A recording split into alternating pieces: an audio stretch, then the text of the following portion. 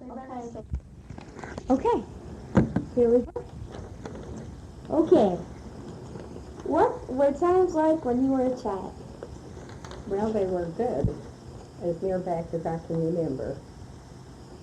I was always a happy child and always wanted to be playing or busy.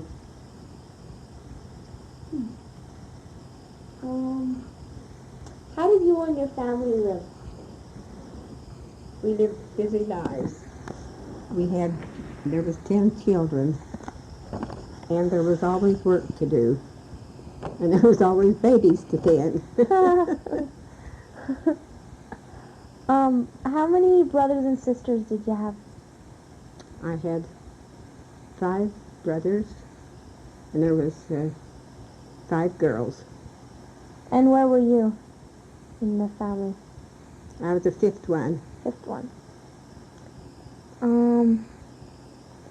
Were times better or worse than they are now? Well, I think they were good then. I didn't know any better, you know. Yeah. We had a good life, and we were happy as if we didn't know better. How did a normal day go for you, living in your house? Well, in the winter there was school. We had to spend our time in school and studying. And of course then there was meals to fix and dishes to wash. And like I say, there were children to tend. And what is your earliest memory? Well, I think it was World War I when our neighbor went into the service, and how terrible we all felt. And I remember when the war was over, there was a beautiful red and white picture of an eagle came out on the newspaper, and my mother hung it up above the door. And we always had that there for a memory. How old were you when the war started?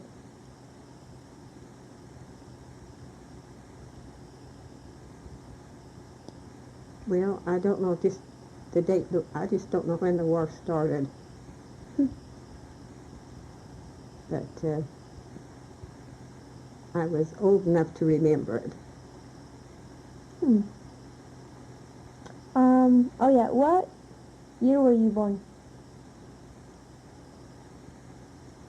1911. Wow. March the 27th, 1911.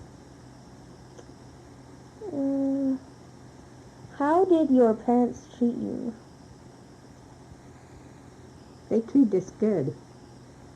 We always had plenty of food. They seen that we had nice clothes for school and for church. And as a family, and a large family, we got along very well.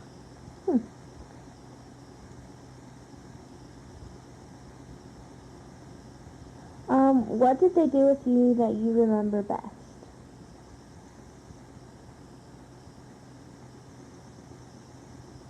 Well,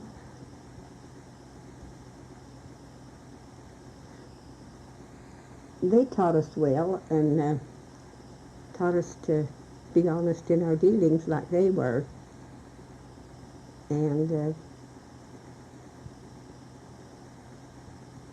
And how to work. That was the main thing we had to do growing up.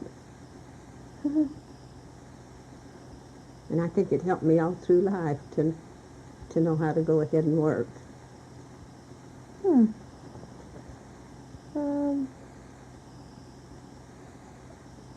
What advice or training did your parents give you that has helped you to lead a better, fuller life?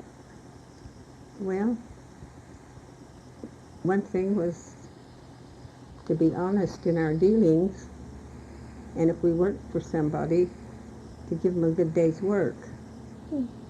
And that was one thing that I remembered, and I was happy that I knew how to work.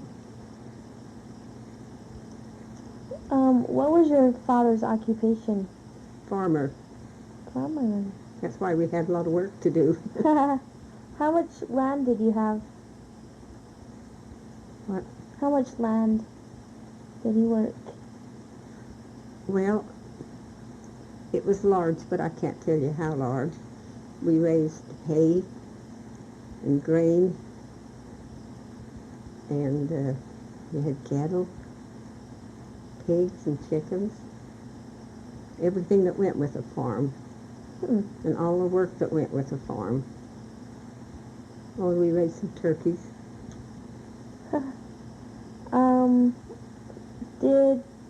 Did your father use a tractor, or what equipment did he use? You have to talk louder. What equipment did he use? Oh, he had a hay rake, plow, tractor, a wagon to haul the hay, and about everything we needed to work the farm with.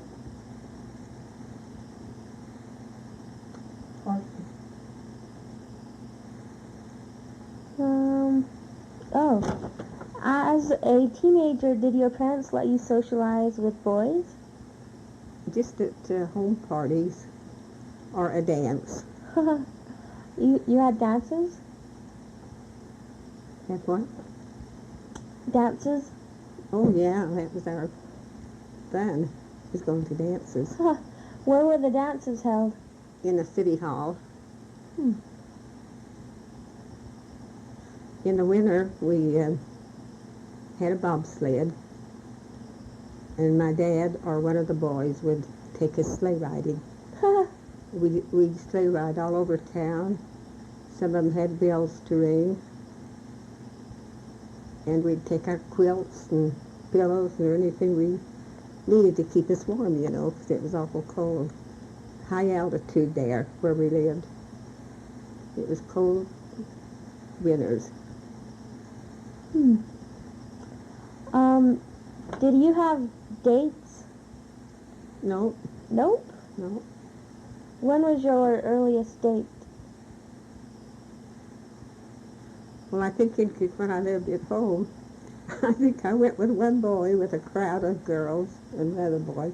We went up on the mountain on horseback. That was the first time I'd ever been with a boy. Oh. Do you remember how old you were? Oh, I imagine that I was 15, maybe. Once was enough. I didn't go with him again.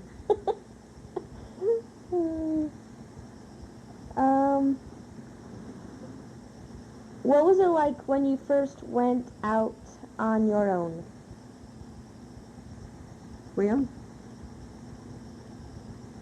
when I first went out on my own, it was to go to school, and I lived with my sister, and helped her with her family. She was having her family then, and I helped her, and that way I got used to different people. And so then when I went to Salt Lake to go to school, it wasn't too hard for me. And where did your sister live? Where did your sister live that you went to live with? What did she do? Where did she live? Oh, Monroe. Monroe? Uh-huh.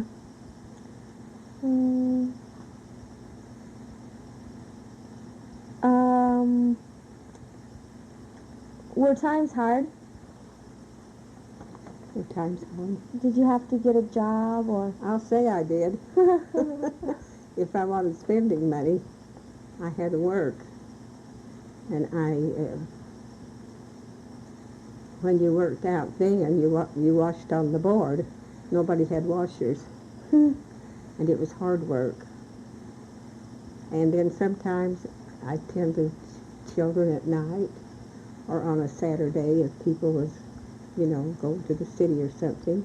But I always worked, so I had a little money in my pocket.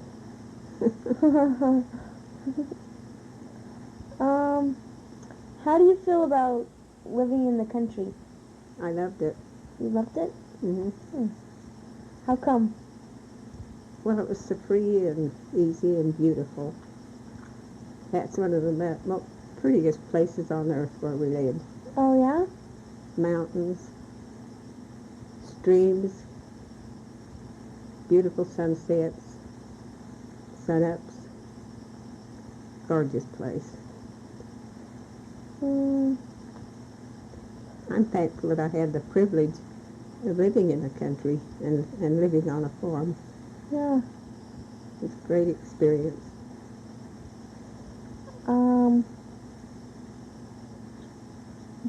What do you like better, the city or the country? Well, I like the city now. I've lived here so long. It'd be hard now to go back. Huh. But I still have friends that I have had all my life, from grade school up. And all along, some of them passed away. But I was always blessed with good girlfriends. Wow. That's cool. When did you first get married? In 1933. And how old were you? I think I was 22. Wow. How many years of schooling did you go to? Well, I graduated from high school. Also, like 18 years? Mm-hmm.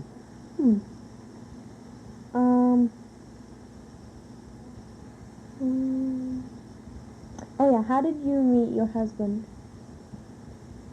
Well, I went to a church social in Salt Lake, and that's where I met him. The young women were having a dinner. Can't remember now which hotel it was at, but he was there, and that's where I met him. Huh. What would you say first impressed you about him? Well, he was so neat, and he was dressed just immaculate, and he was very polite, and he knew how to treat a lady. He was a wonderful fellow.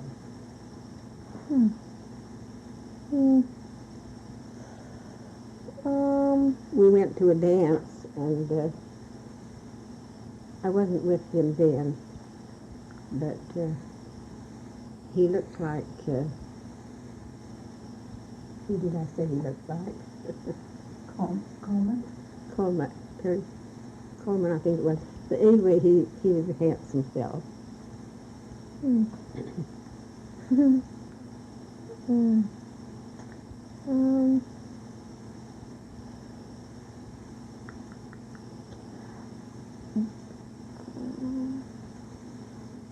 How do you feel about life in general today? I think it's good. I think it's better times than I ever remember. Oh, wow. See, the hard times in life was when the Great Depression hit. And then it was terrible. As far as me and my husband, we didn't suffer because he kept his job all through the Depression. But, see, my dad lost his farm. Oh, man. And, but as luck would have it, they owned a home in the town. So they made out all right. All of us kids helped them out, you know, as much as we could. But they were very hard times.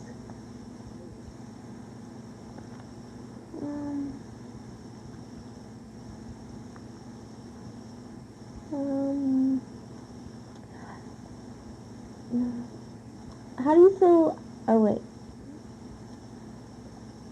Do you think people are different from what they used to be? You mean young people? Just Or everybody? people, everybody. I think people are different now. So many of them have office jobs and dress up and go to work and shift work and all that. And it is different. Because what I knew when I was young was just work, you know, going out in the fields and working. My family did. My one brother hoed beets down by Richfield, and that's how he made his living for quite a little while. And it was just like today. If people wanted money, they had to work. Get out and get them a job, and of course if you had an education, you could make more money, but we didn't have a chance to really have a good education. I wanted to go to school. That's what I went to Salt Lake for. But the people I worked for helped me to save my money so I could go to take beauty culture. And I took 6 with appendicitis. And I had no money, only what I'd saved, and my family didn't have the money. So when I got out of the hospital, I owed them $40, and that was the money I had saved. Oh. So it left me broke. Oh. So then I had to find another job. But there was hard times along with good times.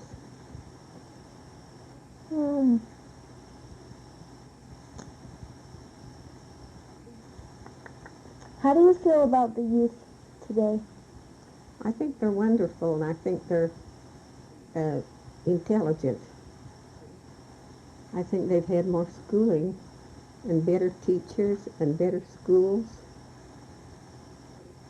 And I think they're wonderful. I've got nothing else to say about them.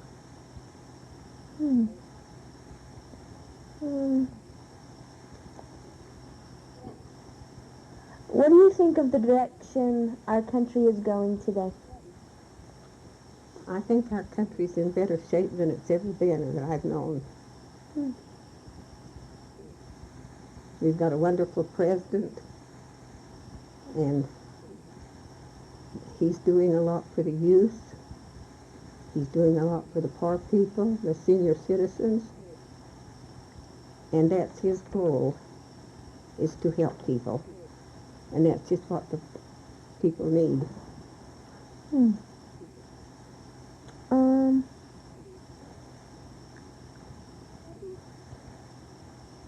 What do you consider to be the most valuable possession you've ever had? My 2 sons. Oh, wow. And my grandchildren and great-grandchildren, and I'm so proud to think I could live this long.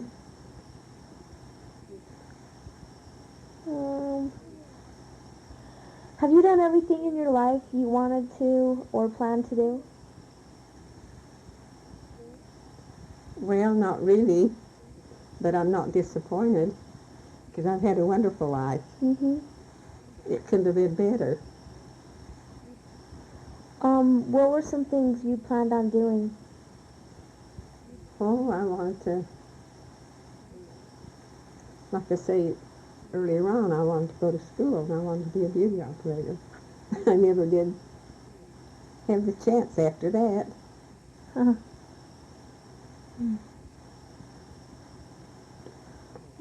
I used to try to fix people's hair, you know, when we were teenagers or younger, you know. We'd do everything under the sun that we could think of to get a wave in their hair. Oh, somebody told us to boil flax seed, and it went kind of syrupy, you know, and we put that on our hair to try to make a little curl stay in.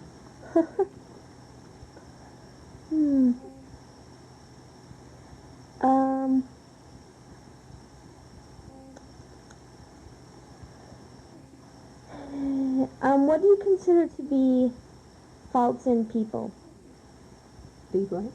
Faults. Faults? Faults. Oh, the faults in people? Well, I don't think a lot of people are friendly enough. I've always tried to be a friend, and I think that's why I've always had friends. And but as far as I'm concerned, there's an awful lot of good people, and I like everybody I meet. You know, if they want to be friends.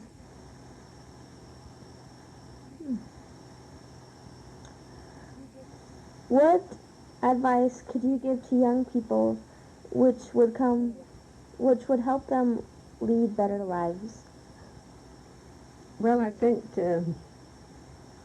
first of all, they need some religion. I don't care what denomination it is, but I really think they should have some religion, and that they should go to their meetings and not sit back and wait for everybody else to do things, because a lot of people, I think, lose interest if they go and they never have a job in a church, or never feel like they can get up and take part. And that's one thing that I learned kind of through life, to, if I was offered a job, take it and do the best that I could. Mm-hmm. When I started leading the singing, I didn't know beans about it. And this president of the Relief Society said, "You can do it." And so I made up my mind that I could do it, and I took some classes on how to conduct. And gee, I was just in everything conducting. I'd go to a meeting and they wouldn't have a conductor, and call on me, and up I'd go, you know. And it was neat. Yeah. You know, to be able to do something. Something you couldn't do before. Yeah. Wow.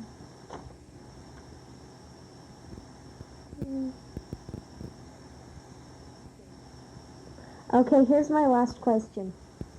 Is the glass half empty or half full? Now what? A glass it's halfway full of water. Do you see it halfway full or halfway empty? Half full of water.